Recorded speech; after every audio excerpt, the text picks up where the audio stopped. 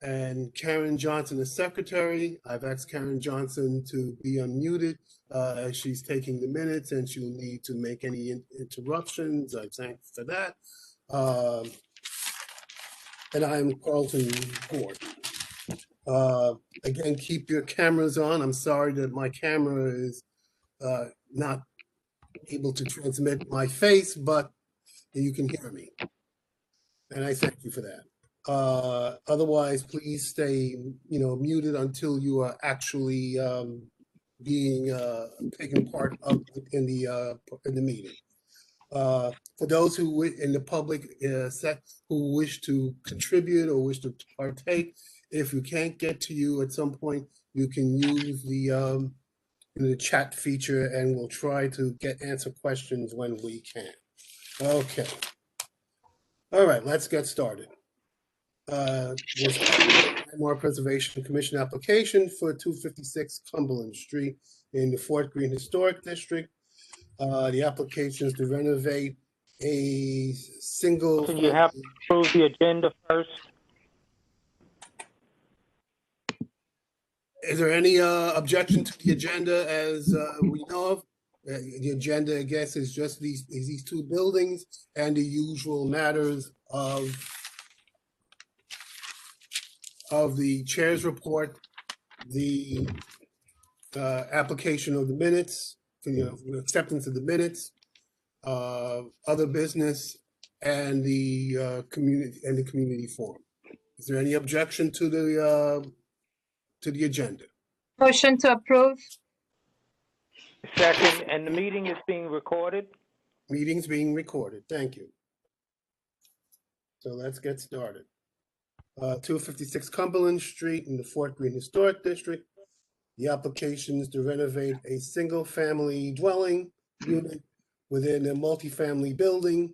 The exterior scope of work involves the existing windows, opening of the roof, of the rear facade. The interior scope of work involves minimal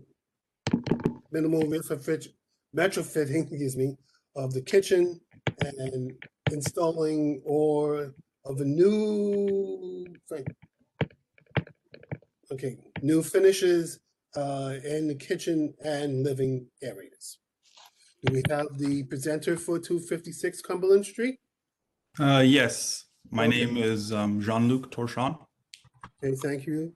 I have a question. I don't have, okay, now I have the ability to share. Okay, yes. I'm gonna start now.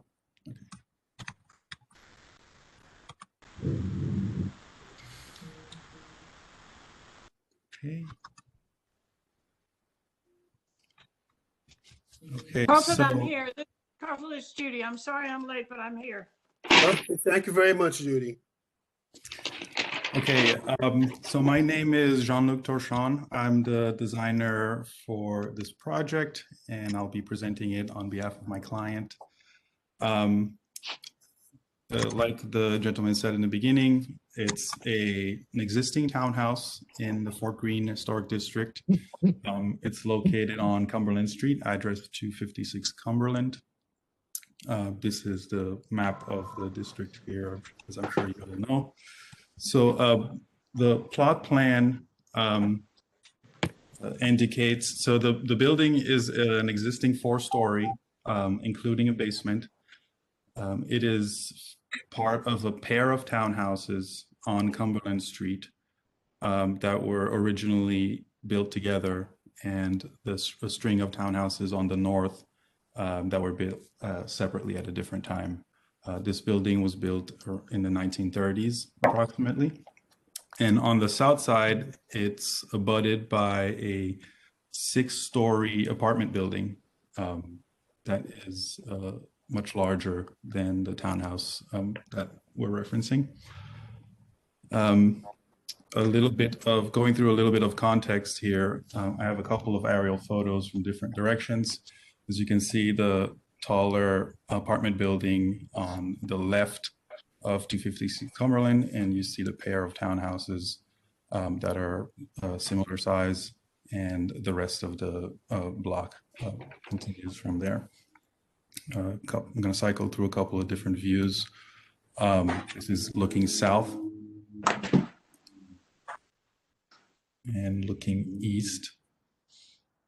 And basically, the proposed exterior scope will be taking place on the rear facade on the top floor. The building underwent a renovation by a separate outfit in 2012, where a 3-story extension was built in the back and a usable terrace on the roof of that extension, accessible by on the last floor of the building, which is currently an apartment, a single apartment. That the last floor is one apartment. So we can see that the smaller building next to the larger building is the one that you're in. Correct. Yes. Correct. So you see the larger, on the upper left photo, the larger apartment building, and right next to it is the 256 Cumberland, and some more additional photos that are closer on the rest of the page. 3 stories, it looks like. It's 3 stories plus a basement. All right. All right, so here are the rear facade photos. So like I mentioned earlier, in 2012, this building underwent a renovation, which is when it was separated into separate apartments. I believe there are 3 apartments in total in the building, a lower duplex and 2 floor-throughs on the upper levels. My client occupies the last level, which is the one that has the accessible terrace on the top of the extension that was built, the 3-story extension. Going through the next one. So here are some photos from that terrace, looking back at the building. We're looking back at the original facade of the building that was parged, and the next door neighbor who recently painted, actually. So these are the proposed and existing and proposed plans. The renovation is largely focused in the kitchen area, which is in the back. Because of the larger apartment building directly to the south, the space is a little bit deprived of light, and the client would love to be able to expand the existing windows that are facing that are accessible from the balcony to expand the light coming into the space. That half of the building is their living quarters, and that's the motivation behind the proposal. As you can see, one of the other factors that they are considering for this larger window is because the center pier would be eliminated, so the brick pier between the existing 2 windows, that will provide some additional interior space that will allow a kitchen island to be placed in the new kitchen. Going through, so here is an elevation of the existing rear facade. Basically, these are the pair of buildings that were built originally together. Obviously, the one on the left was at 254 Cumberland Street was modified at some point. The fenestration was modified at some point, and fire escape was added as well. We're looking at the rear. Yes, we're looking at the rear facade, correct. And so the 256 Cumberland has an existing 3-story extension, as I mentioned, which is rendered in brick here. And 2 balconies were also added at the same time on the right side, which fills the gap between the extension and the larger neighbor next door. And my client's apartment is the last floor, which has the terrace above the extension. And you see the existing window opening and a door opening into that terrace. What we are proposing is to essentially unify the two openings into one to make a larger fenestration. And this is the proposal here. We would have a door on the south side and about a 6-inch mullion in between and a larger fixed glazing unit. Is this a condominium or some kind of? Yes, it's the townhouse was turned into a condominium. So on the last level, it's one apartment. The level before that is another apartment. And then the 2 levels below is another apartment. So This is the your back of the client house? has yeah, just want to say your client has the permission of the, I guess, Correct. the other condo holders to do this particular work. Correct. We went through an approval process with them and they approved the project to move forward. Okay.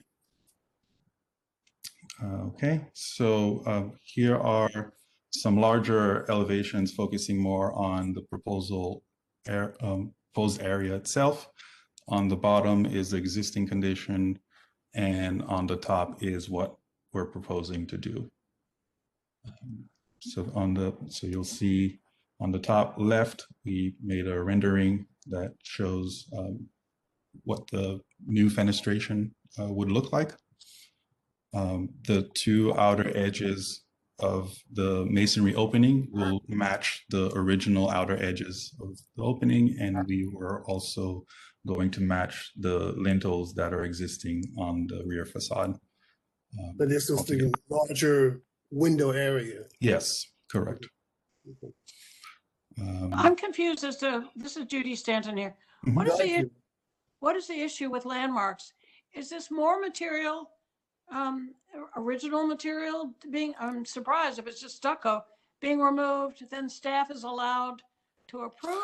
No, I think What in, is it? I believe in 2019, there was a new resolution issued that made modifications to unify masonry openings on the top floor to be outside of staff level approvals.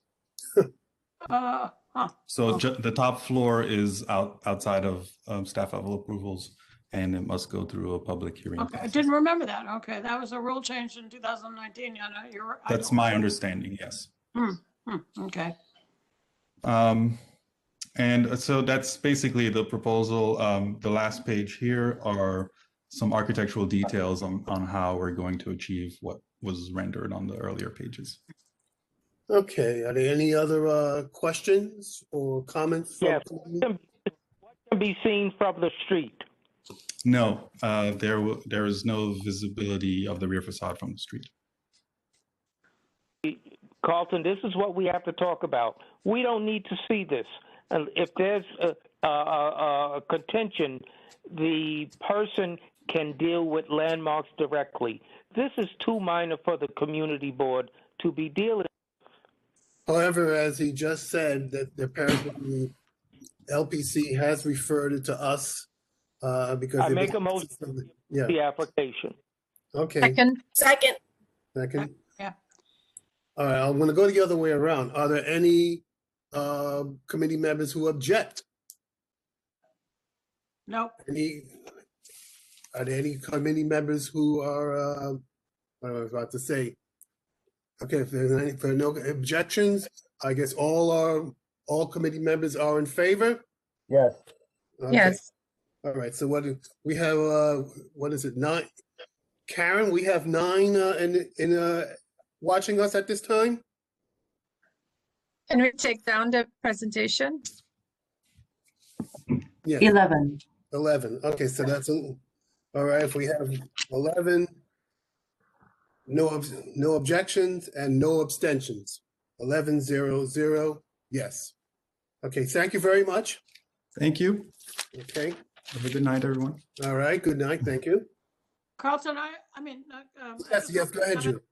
John, I agree that this was very minor, an easy one to approve, but I don't think we want to go down a slippery slope of having somebody in the CB decide what is and isn't minor. And if it requires a hearing, which apparently this does, then I think the community board needs to go through the motions of reviewing everything that goes to a hearing. Yeah, Rather Well, than- I don't agree with that. We have to prioritize what it is we can accomplish in 2 hours. well, And something like we'll a do the best that we backyard can do. visible is a waste of the community board's time as volunteers. We have really big issues to deal with. The back of a building that we cannot see from the street, we need to determine if that's worth the value time of the community boards, 2 hours a month, plus the time it takes up in all the other meetings that we have to go through and re-review something that nobody can see from the street. We did not get it. Okay, well, let's, John, you went on mute. okay, all right. Well, John, you're on mute. okay. In the meanwhile, let's move on to the next building. 11 Clifton Place, which is in the Clinton Hill Historic District. And there's a lot on this one. The application is to restore Italianate masonry, row house. The design is to thoughtfully renovate the interior of the building with alterations to the existing layout. The brownstone front facade will be resurfaced and new double hung windows installed in the existing masonry openings. Existing ironwork will be replicated. The front area will be altered and paving will be replaced. The rear masonry facade will be repointed and resurfaced and repainted. A new double hung window will be installed within a modified masonry opening at the basement, first floor, and new. And there'll be new. What else do I have here? Carlton, if the architect is here, why don't we just move on? Okay, I'll just do it. Yeah, there's a lot. There's a lot on this one. In fact, my first question before we even begin, is this building even occupied? No, it's not. It's unoccupied, it's empty. Yes. Okay, thank you. Okay, go ahead and give us your name and affiliation and your presentation. Hi, I'm Jenna from CWB Architects. I'm a designer on this project, and I'm representing. What is your last name, please? Jenna Balut. Can you spell it? Balute. Okay, thank you. Okay. Can you see my screen? Yes. Yeah. Okay. So as mentioned, our building is located in Clinton Hill Historic District. It's a 3-story row house with a brownstone facade at the front and a brick facade at the back. The building is here. It's located on Clifton Place between Grand Avenue and St. James Place. So the block is predominantly 3-story row houses, but the block is bookended by the Pratt building on the west side, which is a very tall building. And we do have a few 4-story buildings. So these are just some context photos of the street. And while looking through the LPC designation reports, we did note that at least these 3 buildings, so building number 18 and 24 across the street from us, and building number 24, which is to the east from us, were originally 3-story buildings and are now 4-story buildings, so they've been altered. This is a section of the existing building. So as you can see, it's a 3-story building with a cellar and the existing height is around 33 feet. So I'm going to be presenting the roof addition on this project in addition to the rear facade brick treatment. So our proposed addition would be set back 8 feet from the front facade and 3 feet from the back facade. One thing to note is that there's no visibility to the back from anywhere within the donut. Our addition is also sunken. So by having it sunken and setting it back, we've reduced the building's visibility from the street. And so it only pops up around 5 feet 8 inches above the existing cornice. So this is a close-up section of the proposed addition. So this red line over here is the existing roof line, and you can see how we tried to lower this volume as much as possible to reduce its visibility. So these are some photos of the existing roof conditions, because our addition will sit on the neighboring parapets. And this is the proposed roof plan. So this over here is the roof of the addition. So we are building a new chimney with a flue that needs to extend 3 feet as required by building code. And then for our adjoining chimneys, so the chimneys on 9 Clifton Place, if those are in use, we will need to also extend them per building code. We also have an array of solar panels which follow the slope of the roof, and a flat skylight and a flat roof access hatch. So the side walls, which are these 2 elements here, would be brick, as you can see here, and we've stepped it down at the front and the back just to have less of an impact. So these are the front elevations. So the drawing to your right is the existing front facade. So it's what the building looks like now. So we are proposing to restore the front facade to match the original conditions, and that's being approved by LPC staff level. So we are replacing the double hung windows,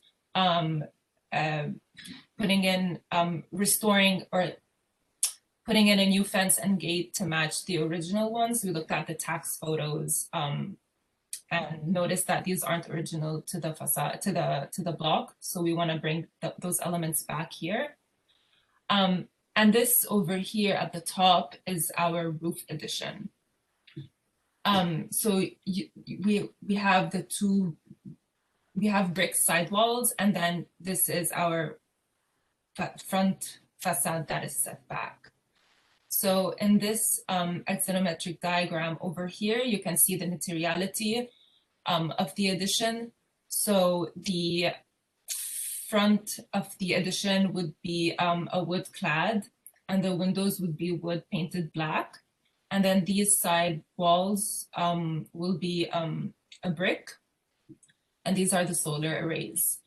And then everything else we are restoring matching, and that's being approved by LPC staff level.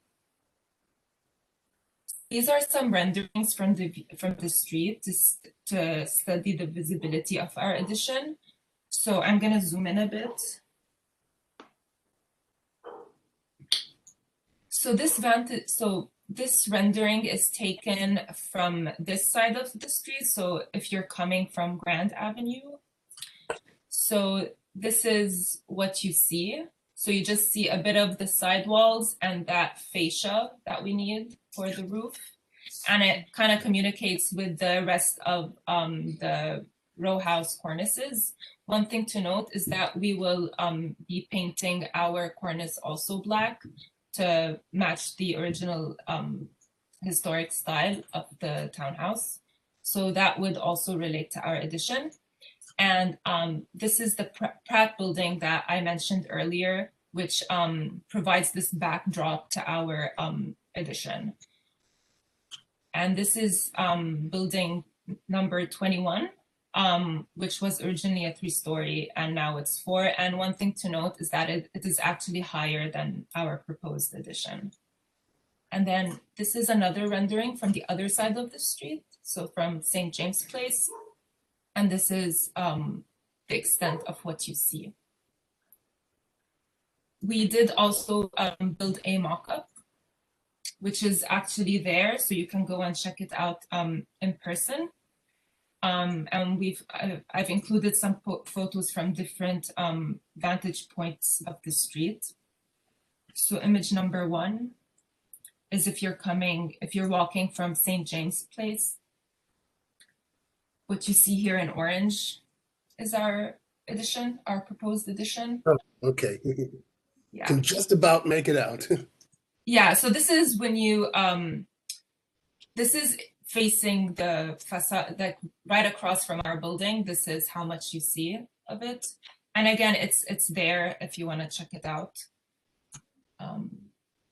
This is it. Yeah, because we've made sure to like sync it and set it back as much as possible, given the program that we have. And then, as I mentioned earlier, everything that's happening, everything that we're proposing at the rear is being approved by staff level.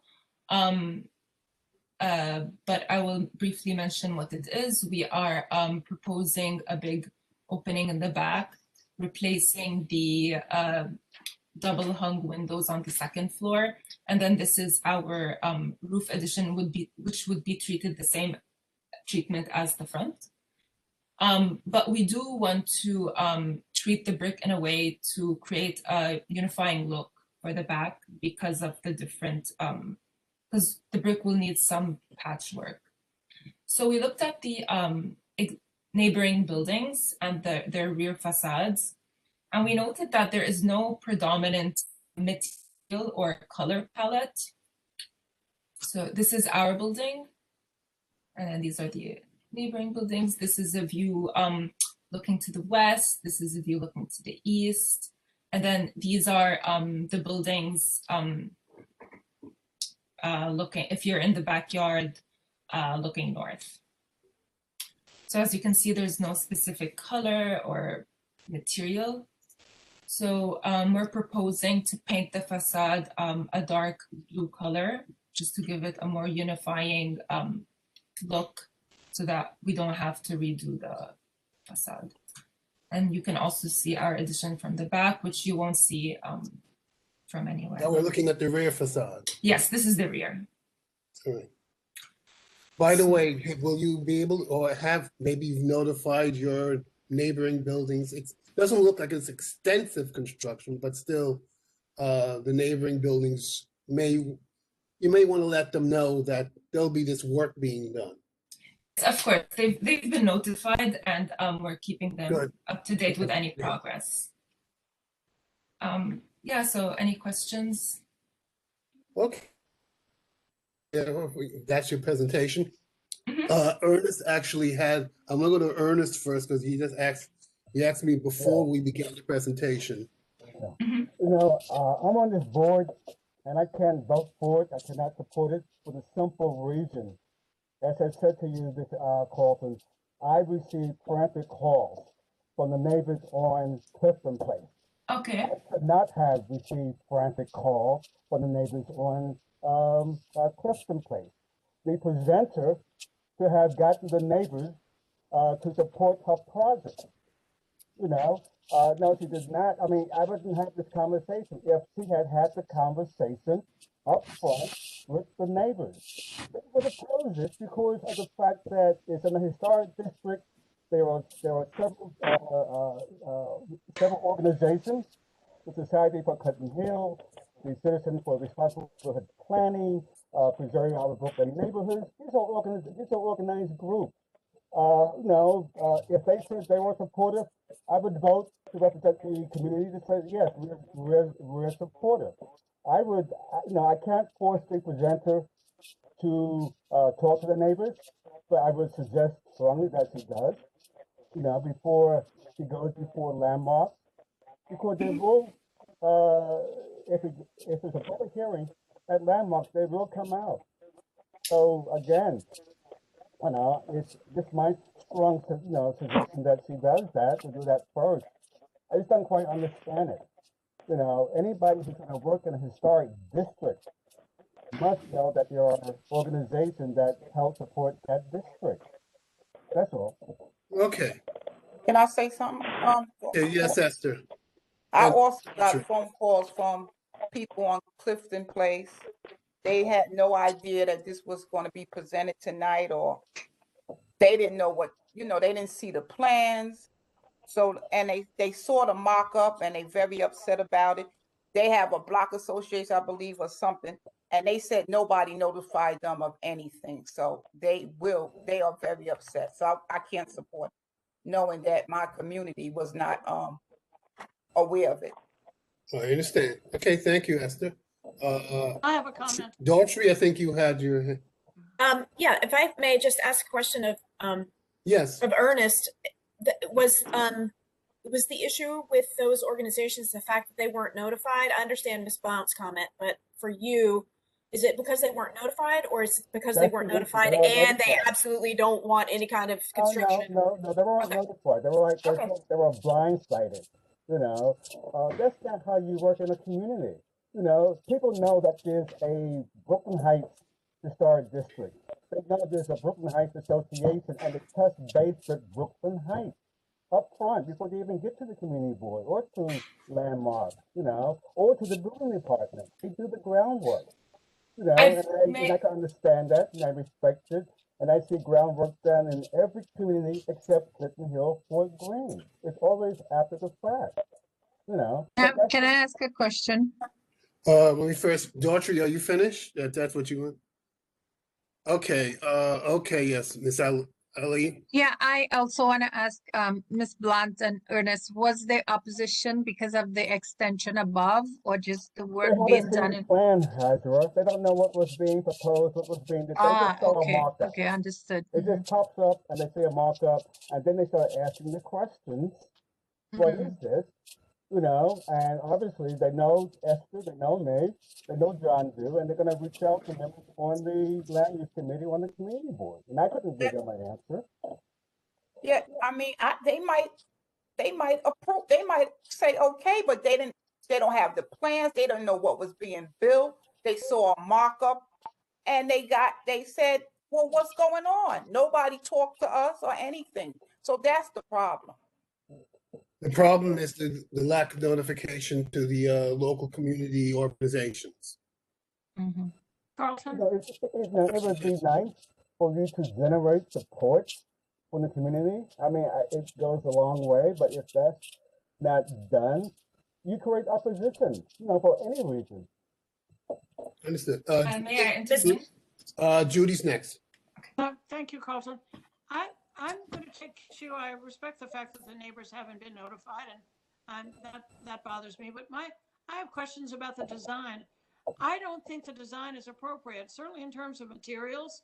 I'm concerned about, I think it stands out. I think the wood is not an appropriate material to be using on a masonry building. I think it makes it stand out. I know it's set back. I also think the very large window openings, there's just something very off about it. I would welcome some design suggestions from Daughtry. And what would you think, Daughtry, about the materials that we're seeing? Jenna, would you mind just bringing up whichever rendering you feel like most appropriately represents what you're proposing here? I would say this over here, like this here. We can't see it. Oh. Yeah. I can't. Oh, okay. Okay. Sorry. Yeah, it takes a second. Yeah. Thank All you. right. There we go. Okay. But I can. So this is what you will see from the street. So It's very visible. It's quite visible.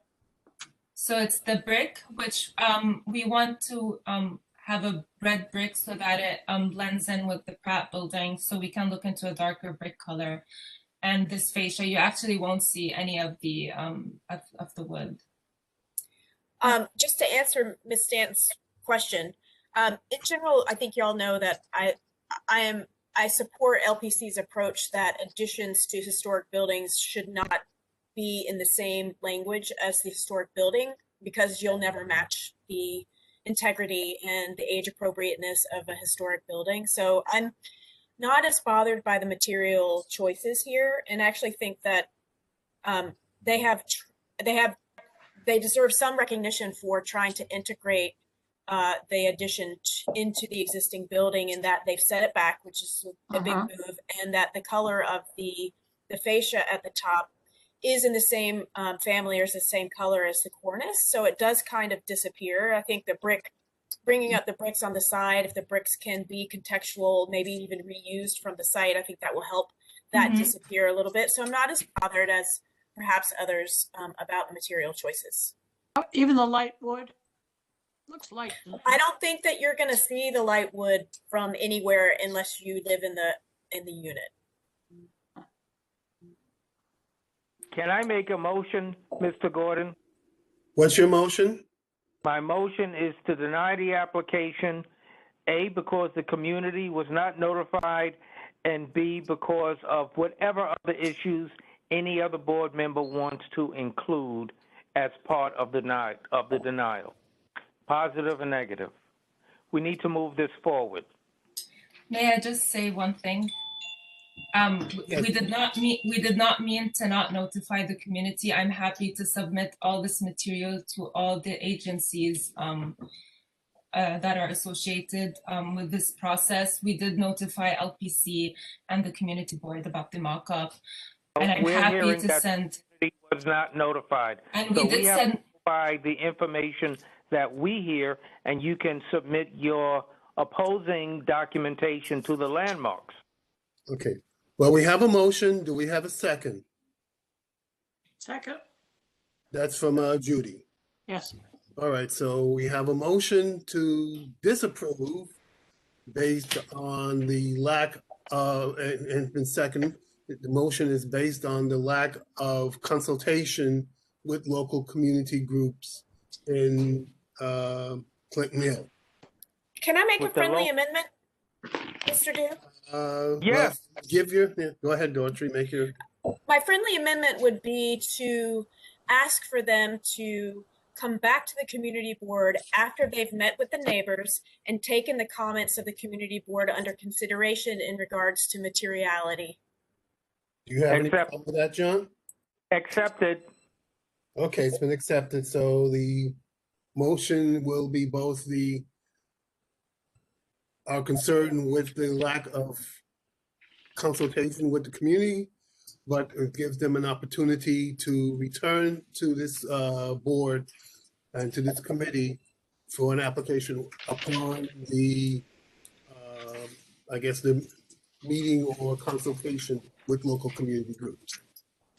Do I basically have that? Carlton? Yeah. I'll make myself available to the applicant so I could give her the contact community that she could talk to. Oh, gosh. She could get support, so you could give Miss Jenna, I don't know her last name, my phone number or email for connections, and I'll make the appropriate call for the introduction. That would be great. I would really appreciate that, because we did not mean to not notify the community. On the contrary, we really care about being good neighbors. No, I understand that, but if you want to generate support, you got to do the heavy lifting first. Okay, why don't you give her your information, contact information, and then we'll take a vote. All right, can I do it now on the phone? Do you want to do that, or do you want to? Can you type it in the chat Huh? Or okay, I'll type it in the chat. Either way. I have a question. Yes, Irene? When is your LPC hearing scheduled for? We were planning on the second week of March. Which would be before the next community Mhm. board Right. land use meeting, so they can't come back to us. They can't, okay. Well, well. No, I'll do it anyway. I'll just type in my name and phone number. Okay. Well, if you can't, even if you can't come back, at least if you, when you go to LPC and you explain if you've met, hopefully things will work out. But Yeah. okay, we have a motion. It's been 6, Can I say something, Mr. Gordon? yes, Esther. Did I hear that 9 Clifton Place would be affected by? Did I hear something about 9 Clifton Place when you presented? Yes, because we are adding a story, and the 9 Clifton is only 3 stories. Then by building code, we are required to extend their chimneys that are sitting within our property line. So the chimneys shared on the parapet. Do you still see my screen? Yeah, but wait, the point is, and yet you didn't talk to 9 Clifton Place. We did send them that we have notified them of we have notified both neighbors on 9 Clifton and 17 Clifton of this work. I just didn't engage the rest maybe of the community, but these neighbors have been notified. And what was their response? Did they have any issues with the chimney? Nope. No? How was they notified? How did you notify them? With a letter, and also I believe our client has been in communication with them. Okay. Well, look, right now we have the motion. The motion is to disapprove because of the lack of communication with the community. We left the back door open of sorts. They may not be able to use it because of the impending LPC commission hearing, but at least we want to make sure that the local people in the area are notified as to the work that's being done at 11. All right, are there any other comments or questions on this motion? All right. My only comment is to Mr. Augustus and Ms. Blount that the affected community organization should be notified of the community board's decision. Should possibly delay the hearing until the community is appropriately notified and they come back before the community. That's always an option. It's possible, although again, from what usually LPC moves along, if LPC give time, we'll give them time, but right now they have to go to the LPC in early March, and they have to do that, they'll make their determination. If further question, now we'll go the other way. We'll go the other way around. It's a motion to disapprove. Are there any opposition to this motion to disapprove? Are there any for abstention? Carlton, could we clarify what Daughtry's amendment was? Because I think I'm in line with what Daughtry said, and I don't know if just like saying that we disagree is capturing that. Well, Daughtry's motion was to allow them to return after they have met with the community. We may not be able to exercise part of it, but at least it was an opportunity to come back to to this committee and to the board if it's not further decisions are made by LPC. Am I right, Daughtry? Yes. Okay. And given the schedule, I mean, they should determine whether they want to stay on the LPC schedule or not. Right. That's okay. Correct. Right now, I hear no one in opposition to the motion to disapprove. I hear no one in abstention to disapprove. Therefore, all 11 are in favor of the motion to disapprove based upon what we have discussed. Are we 11 or 12 now? I counted 11. What do you count, Karen? I'm still at 11 unless 11. Okay. Yeah. This is Brian Howell. I joined late and in any late. case. Okay, so we'll make Brian. Do you want to be an abstention if the vote had not? If the vote has already taken place, then no. But if it hadn't, then an abstention for me. Thank you. We'll leave you off at this time. Okay, we'll leave you off at this time, Brian. Sorry. Okay.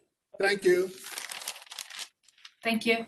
There's 12 people. Carlton, could I make a quick comment just sort of on this matter that I think the board should consider adding to the CB2 website a list of community groups, because I think folks are keep referencing that. Of course, it's important, but I think if we could just make that information more available and accessible to people who are seeking the community board's approval, so we could, list these, the groups that we hope people would reach out to before they come to a hearing. So Elizabeth, are you asking to do more than what the board does, which is to post the agenda ahead of time and all that? Are you saying they need to potentially do something else? Well, I'm saying, I guess what I'm thinking is, what I'm hearing is like Jenna wasn't aware of like the organizations and people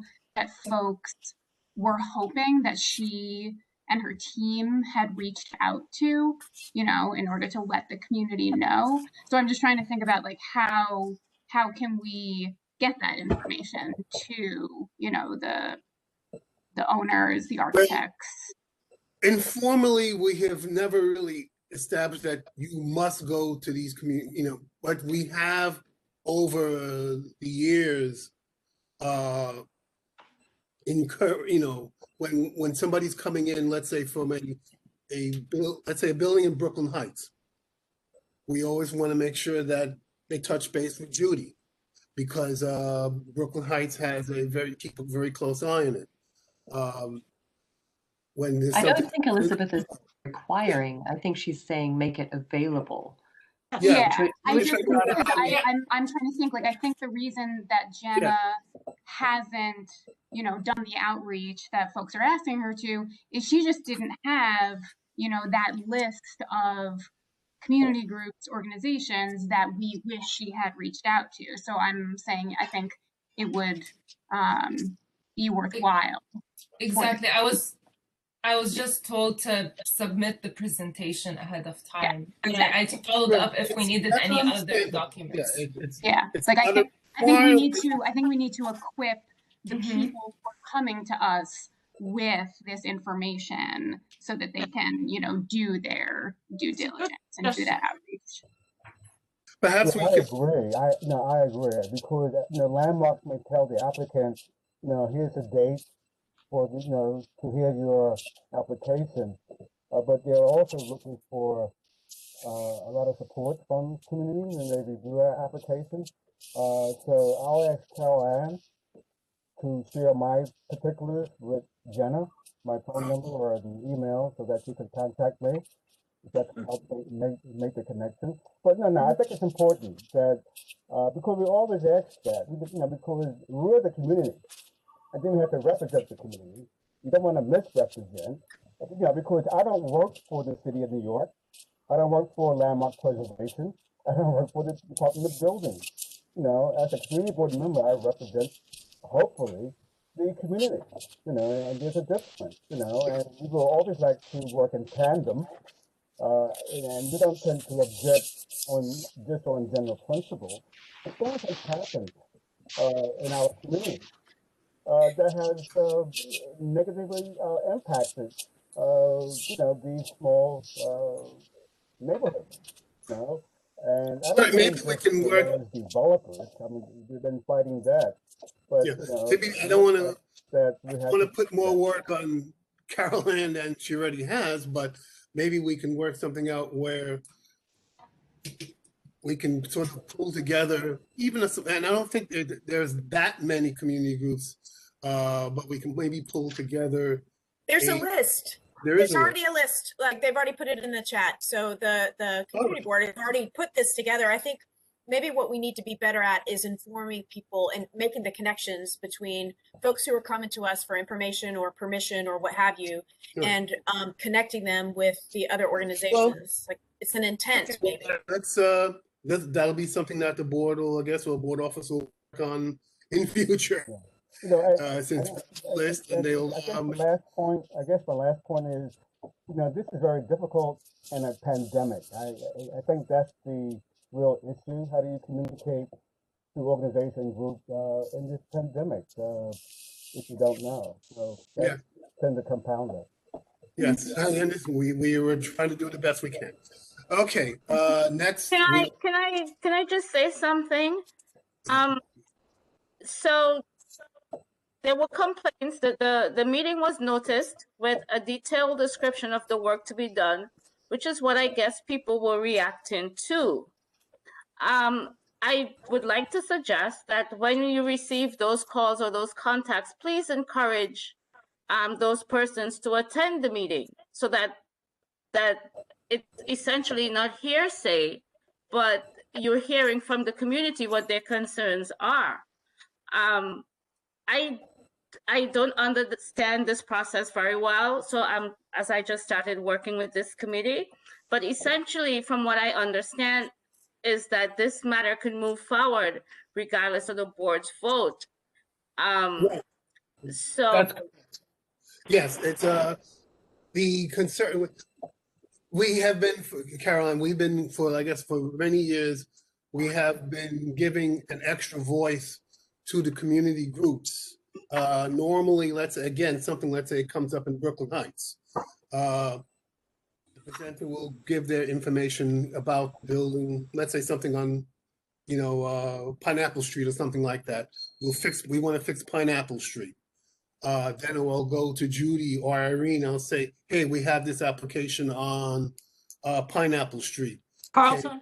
Yeah, you guys give us information. Yes. The process that Rob followed more or less was to, because I was on this committee, I would see the agenda. If the agenda was sent out at a reasonably early enough time, then I would, if I didn't know how to contact the person, I would reach back out to Rob and ask if he would either provide my, either the BHA office's phone numbers and emails to the applicant and encourage the applicant to get in touch with me or the BHA office. Okay. So as long as someone's in the community board office willing to continue to do that, that takes care of notifications. I think that should help. And I think since there's at least three we have at least three community groups. Make sure that Carol Ann has your contact information, your phone numbers, your emails, whatever, so she has it handy. And then when the applications are coming in, she can say, oh, this one is from the Heights. Oh, this one is in Dumbo. This one's Clinton Hill. If it's Clinton Hill, I'm going to just shoot a quickie note to Ernest and say, Ernest, this one's coming up in Clinton Hill. So we can do that. Okay.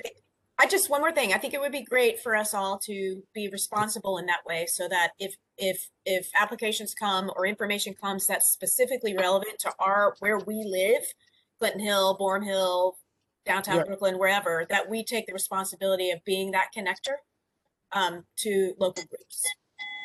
If we can I'll also reiterate that a very brief procedure so that we are all on the same page as to what we expect to happen with this, and we should approve it at the next month's meeting.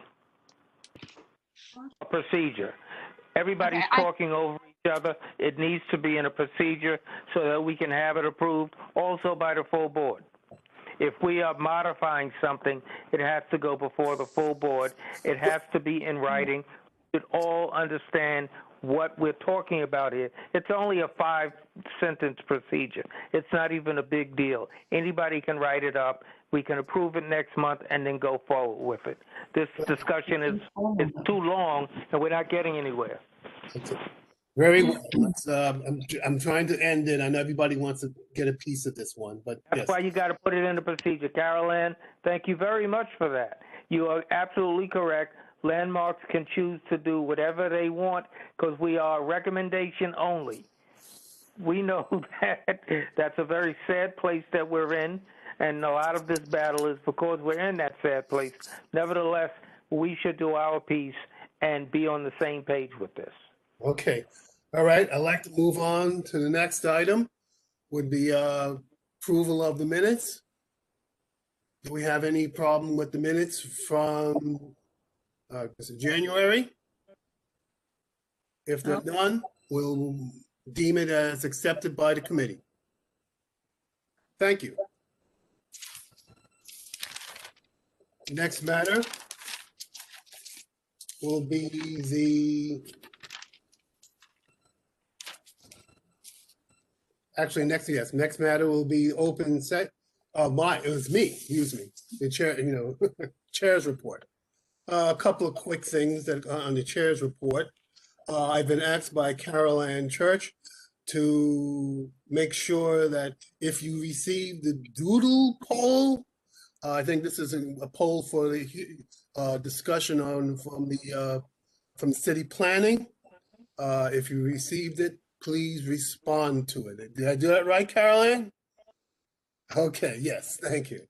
All right. A couple other things. One thing that I came up with that I think will be of interest, or at least sad interest, is that I came across this in one of these newsletter things online in newsletter, was that in the housing courts here in the city of the five boroughs housing courts, as of March 2020, and I underline that again, as of March 2020, there are approximately 200,000 pending non-payment or dispossessed proceedings that are still sitting in the housing courts. Now, I did not receive a breakdown by the boroughs. I would assume that based on my own familiarity with the housing court, most of them will be here in Brooklyn. And I think then maybe a good number of them will be in the Bronx, believe it or not. So, but there are 200,000, or at least 200,000 pending as of this past March. And Lord knows what's going to happen in the upcoming months as things sort of become normal.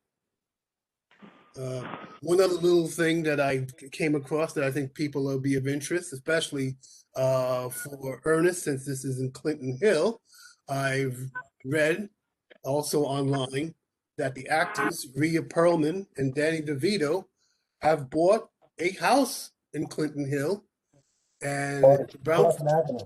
What? Classen Avenue. Classen Avenue. It's supposed to be a new one that was built in 2014. Yep. And it's so it's nice we're welcoming more celebrities into the community board. I don't know if they'll be coming to the meetings, but at least it's nice to have them there. Okay, next will be the open business, open for open session. We have a couple of things that we want to discuss. Mainly, it's we have Can I have a couple of items before you go to open session? I have a couple of items. Okay, go ahead. Well, I wanted to bring up the matters that we were looking, and this was coming in from Carol Ann, who's asked us to look for a discussion on, let's see, what is it, not public advocate, the council speaker, Corey Johnson, issued the new report about how planning and zoning will take place in consultation with the communities. And one of the big things that he proposed was an impact statement that would be relegated for the community, so that instead of just coming down from the top, as I think it's, yes, City Limits has criticized the proposal because they feel it's still too top down. But their idea is to have a generic impact statement, which would give an impact, of what impact would the proposed project, either Coventry ULURP or any others, would have on a particular community. So this is one of the things that we're concerned about, is that when a project is being proposed, we still want to have a sense of the impact on the community. And I think this is one of the things that we were very concerned about. I think Mr. Dews proposals, and I saw his email about it that we were concerned about. And I will open it at this point to a few minutes discussion on these matters. And anyway, I think, Colton, yeah, I think there's a city council public hearing on February 23rd on that piece of proposed legislation by Corey Johnson.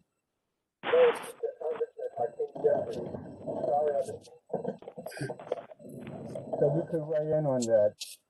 There's a lot online. There's a lot that's online. People taking exception to that piece of proposed legislation. But there's a public hearing or a city council hearing on the 23rd. Mr. Augustus, Yes, I go didn't hear ahead, you Mr. clearly. Are you suggesting that we testify? I would suggest that you testify or represent somebody. You know, it's not very good. You know, maybe I have a bias with Brand Landers to sort of push this. But anyway, yeah, we just wanted to. Well, we don't know where it's going right now. It's just a proposal right now, issued by the committee council is in, speaker. but there's a hearing on it at city council. If I could add that the city council met on this proposal. I'm trying to find it actually on YouTube so I could send it to the entire committee. There are numerous council members that have testified against this proposal, dealing directly with the Department of City Planning, because city planning, as is noted in my correspondence to the committee, would not come back and re-examine the impact of all of what the city does via the ULURP process on Community Board 2. We did not get anything in terms of community benefits that was negotiated in 2004. As my memo says, we got no elevators. We didn't get the park on Willoughby Street. We are now dealing with a parkette or parkito. There's no parking underground, which we had negotiated to get all of the agency park off the streets of downtown Brooklyn. We were supposed to get a 400-car underground parking garage to get rid of all the street parking. That's gone. We don't have a public toilet. We were supposed to get a public toilet. They first negotiated it in the park, then it was going to be external on one of the buildings, then it was going to be on Willoughby Plaza, and now it's gone. We didn't get anything. What we do have is a bunch of homeless folk who were displaced from downtown Brooklyn to allow for all of this development, and they are on the streets now. We have to react to this. The council members are talking about this.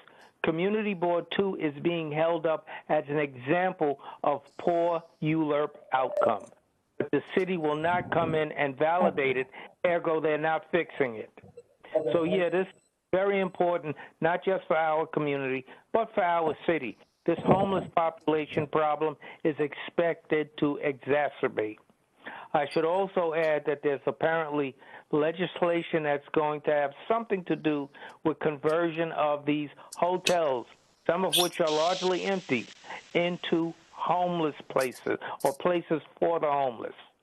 So this is a whole big problem that we have to get our hands around and make the city agencies more responsible. So if anybody can testify or write anything up in regards to this, we need to flood our elected representatives. We need to do everything we can to not just point out the problem, but to suggest some solutions to get folks thinking about how we can go about solving this problem. This homeless problem is largely the result of this upzoning as it relates to downtown Brooklyn that has not worked for the community. Everything has worked out perfectly for the developers. Nothing has worked out for the community. Do you know where any of the proposals stand in the city council process?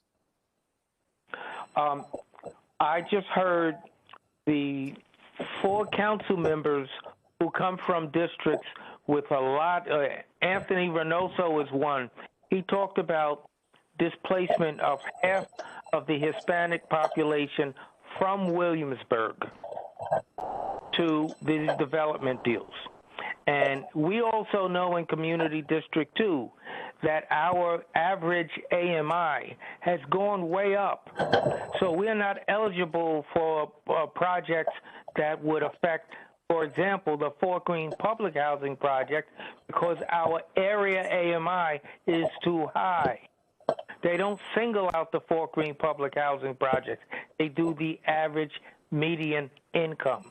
The Fort Greene Housing Project is across the street from one of the wealthiest developments. It's like a tale of two cities. The average family income in the Fort Greene Housing Project is $18,000.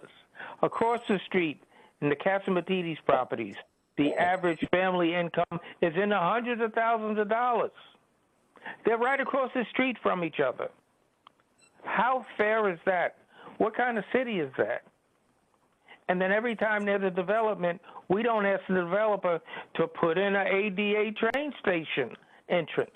We don't do that because we're not equipped to do that. We're not authorized to do it. We've done it, and we've gotten some success, but it was not adopted. So we just have a lot of thinking to do in order to represent our community. We're a community board. You said you had some other matters you wanted to bring up? I want to bring up. Well, can we finish this before we go any further? Can we at least, because John, you've been basically holding court here. So can some of us actually respond also, please? Okay, Bill, go ahead. Okay. Very simply, I'm sorry I couldn't get in earlier. For some reason, I couldn't get any sound on my computer. John, I totally agree with you. I think we should be a little more proactive. What we should do is actually give solutions to the electeds who are in our district. Have a list of things, very short bullet point of things that we need to address because of the upzoning did not address them. And push on this, be proactive. Currently right now, you mentioned homelessness. You mentioned the fact that we haven't gotten any elevators, modifications of the subways. These are items that we should list on a regular basis and pound into the I shouldn't say pound, repeatedly mention to the electeds that these are things that this district needs. But suggest also, but strongly suggest. But the idea basically is we talk about these things in the committee, but we need to actually get it out of the committee. If the committee can be proactive, get a list of these things that we're talking about, have them in a bullet point fashion and be able to send them to the electeds in the area, especially whenever these issues do come up for any type of discussion, then they know very strongly how this district feels. That in fact, we're not the problem, we're actually the part of the solution, and that we weren't part of the solution when the first upzoning occurred. Now, if we actually start doing it from that point of view, I think we can be heard. AMI is obviously a thing we've already taken on as a committee. That's a federal situation. But right now, AMI is a federal designation. Designation, but also it's a situation that the electeds in the area are now acknowledging is a problem. So if we can get in front of it and mention to them that we are also in support of making the AMI not a basically limited to the the borough, as opposed to having it limited, reaching out to upstate Connecticut, everything else. West. The idea basically is just have it limited to our district, or at least, at the very least, to our borough. Because if you list it to our borough, then it'll be reasonable. Okay, as we can't even list the borough, as you see, but and that's why we need to try to get it listed to the borough. Okay, because we get it down to just the borough. Okay, at the very worst, New York City, as opposed to Westchester. Okay, then we have a better chance of seeing an AMI that's realistic. Okay, now Can I say something? Yes, Miss Ellie. I hear what you're saying, Bill, but you just mentioned, somebody just mentioned Casamatides property versus the projects. And if we were to narrow it down just to the city, and you compare Manhattan to some parts of Brooklyn, like East New York, we will again skew the numbers. That is correct. Brooklyn, if you take it to all of Brooklyn, the average median income for all of Brooklyn will not be skewed that much by one complex. The average median I'm not income of all suggesting, Brooklyn excuse is, me, I'm not suggesting one complex, but if you look at incomes for Park Slope and for Brooklyn Heights versus East New that's York why I said and all of Ocean Hill Brooklyn. and Brownsville, it's not one complex. It's big chunks of The average median income for all of Brooklyn is only around $58,000. That's what you're using. The average median income, $58,000. Bill, if you're bringing that up, you need to write it up, circulate it, and then we need to approve what it is that we think we want to present to the full board as the Community Board 2's position on affordable housing and AMI. We have to write something up. What I put in is we had the committee. What I put in. Well, I'll tell you what, Bill and John, why don't you two guys, when you can, speak or Zoom or whatever, and then for the next meeting at the open business, we'll have a nice, brief, I guess whatever proposal that the committee. It's not going to be an open business. It's going to be an agenda item. Well, I don't set the agenda items. I do Carlton? not. Yeah. Carlton, yes. I just want to mention something. You're the board chair. Irene and I have already worked on this, and we submitted it to the committee last year. Mm-hmm. If you recall. I know you and Irene were starting to work. There was initial work on the AMI. Because of COVID, I think that sort of stopped. But whatever you want, I tell you what, you guys want to propose, that's something that we can vote on, pull it together. Now, I will state that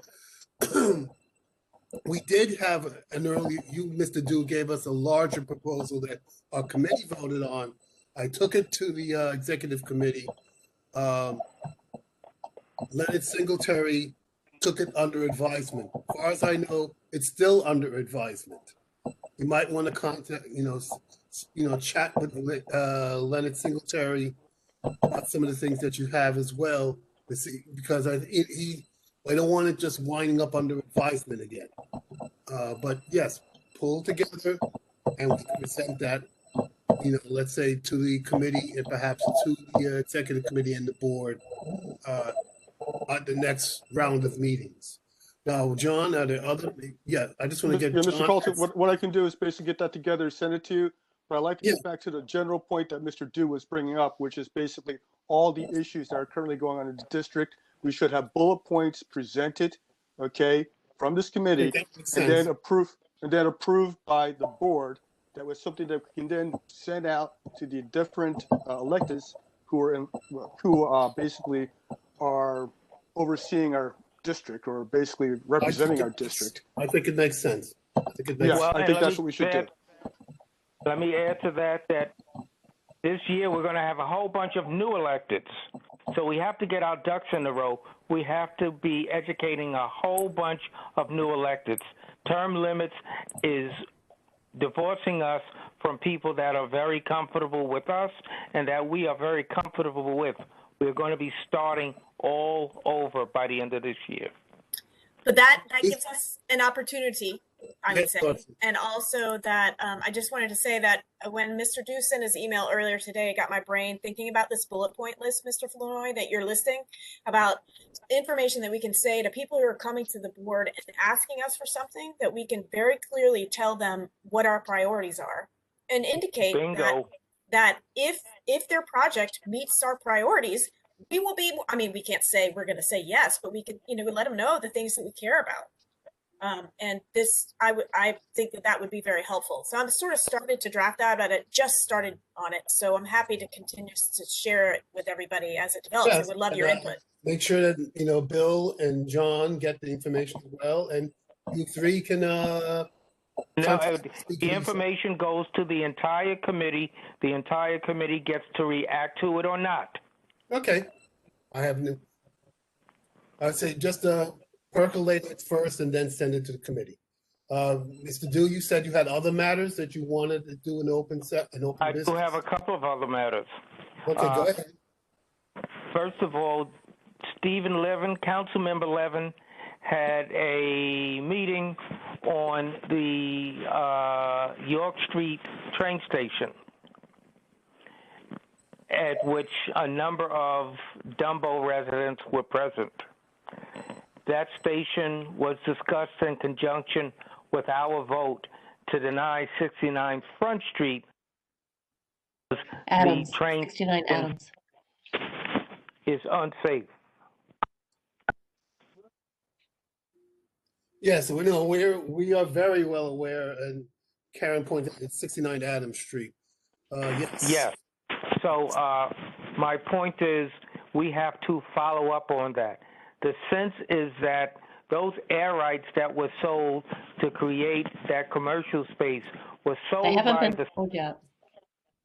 Well, the city is going to sell them because of the budget needs, so they're looking for all opportunities to make money. The follow-up discussion was, could those air rights income be assigned to the York Street station to begin discussions about how to correct the station? There was no decision made.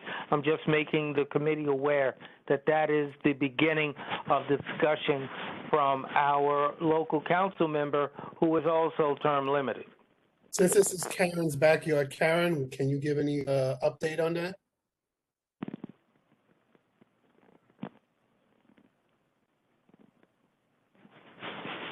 Hearing none, I'll go to my next item. Sorry. My opposition to that thought is that it's such a small piece of what we need to create the second egress that we're just giving money away. We don't know when we get the egress. It's to a state it's to the MTA. It's not to a city agency that we can hold accountable. So it's a difficult thing to sign off on. But I am for, of course, dealing with York Street. So, but yeah, we'll see how that goes.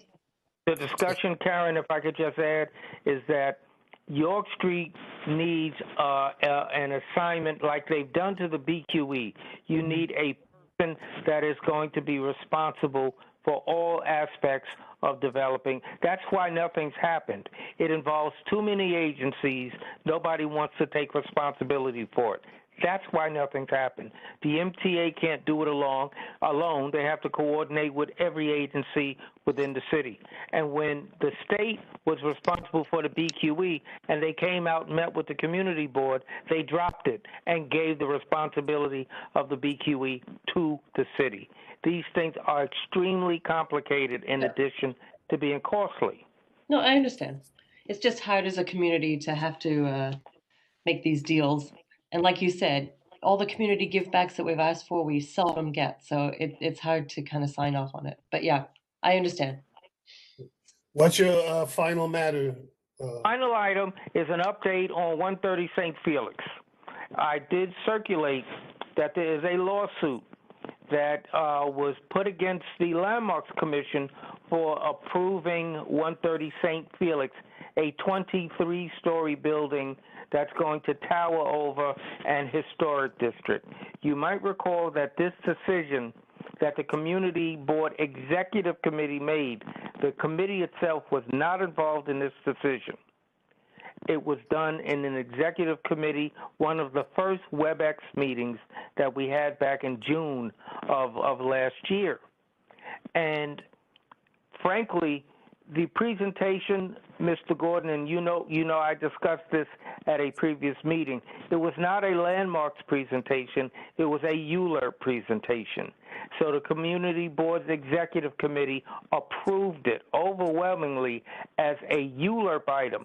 There were no landmarks discussed at the hearing that was at the community board. we did not do our jobs there. I have to be very honest with you. You know, I'm always frank with you. Look at the YouTube. So what Look do you at want us to do ULR. now? What do you want us to do now? No, We've say heard that all of that. nothing, there's Don't know nothing that what we can do. we did not represent the community. We Okay, have to but what figure can we this. do now?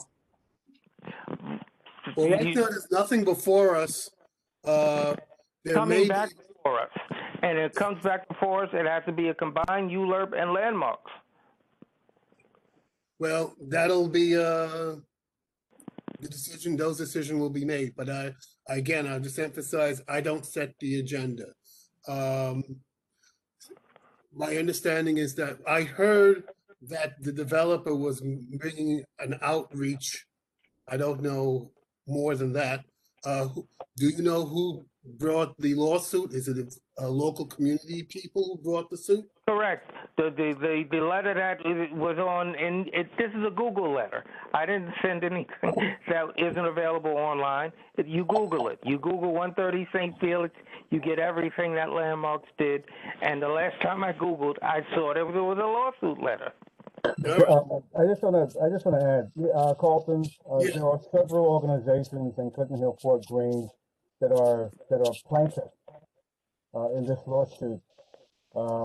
Actually, directed at Landmark Preservation Commission, basically arguing that they didn't act within the scope of their commission responsibility.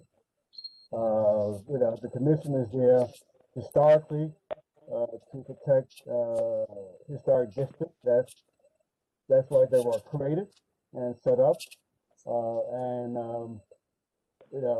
they have to function in that regard. They can't substitute themselves as being a planning commission or a department of building, but that's the nature of the lawsuit. There have been the whole issue of the overdevelopment of certain neighborhoods, particularly downtown Brooklyn, that have been basically destroying or incrementally rendering neutral every historic district in the city of New York, whether it's Greenwich Village, Groves End, downtown Brooklyn, you name it.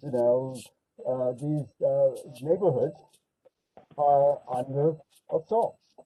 And you can look at downtown Brooklyn, as far as I'm concerned, it looked like urban blight. There's nothing that says community. But that's the issue. But that's the lawsuit that's pending. Okay, thank you, Ernest. It sounds like an Article 78 proceeding in the state Supreme Court. They'll it'll go before the state Supreme Court, and they'll Okay. I want to move on to the community forum to give non-board members, non-committee members a chance to speak if there are any.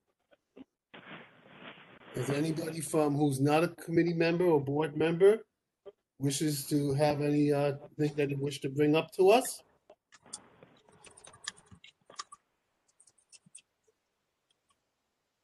We'll give it a moment. This is a chance for you to give us information or give us your opinion.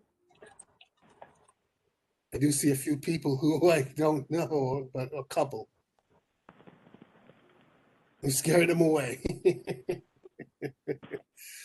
All right. Well, Ability for that. Okay. Since there are no other, we have no other items, and I think we've spoken about everything else. I'll have a motion to adjourn. So moved. All right. I'll second.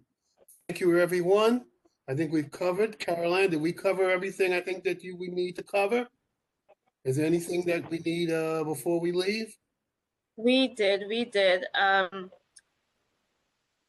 The zoning for transit accessibility. I really want folks, even if none of those times are suited to you, I need to know that. I need you to know. I need to know. I need people to respond so I can go to the next step and not have. Sorry, what exactly should we be responding to? Yeah, I didn't see it. I didn't get it. You did, John. And I know. Okay. Thank you. If people didn't receive it, maybe Carol, you might want to send it out again to the committee as a whole, and perhaps people may have missed it. Yes, I'll resend it, but please, I really need you to respond. Thank you. Okay. Yeah, thank you. Okay, I guess I'll respond again. Right, well, we've adjourned, and that's it. Thank you very much, everybody. Thank you, Carlton. Thank you, Judy. Thank you very much. Thank you. Good night. Good night. Thank you. All